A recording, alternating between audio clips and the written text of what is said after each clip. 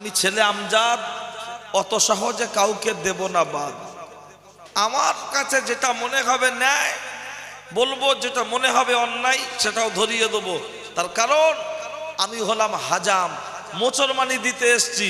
ইমাম সাহেবের ছেলে হোক আর এমএলএর ছেলে হোক, তা দেখার দরকার নেই, মাপ যতটা ততটাই কাটবে।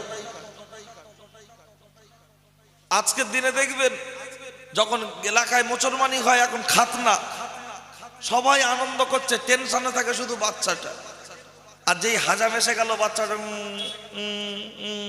ওর নানা বলছে কি হলো বে, বলছে আমার খুব টেনশন হচ্ছে। বলছে কিসের টেনশন? বলছে লাগবে না, সামান্য কাটবে। তা যেই হাজাম এসে ছুরি টুরি সব বার করছে না, ও দেখেই মারছুট। ওর নানা বলছে দাঁড়া দাঁড়া দাঁড়া, খানিকটা দূরে গিয়ে পড়ে গেছে, গায়ে ধুলো ঝাড়ছে, আর বলছি লাগবে না, কেন খামাখাই দৌড়াচ্ছিস?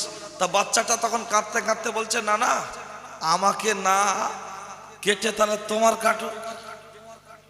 বলছে দুস্তাই আবার হয়? তাহলে খাতনা করা ফরজ নয়, সুন্নত।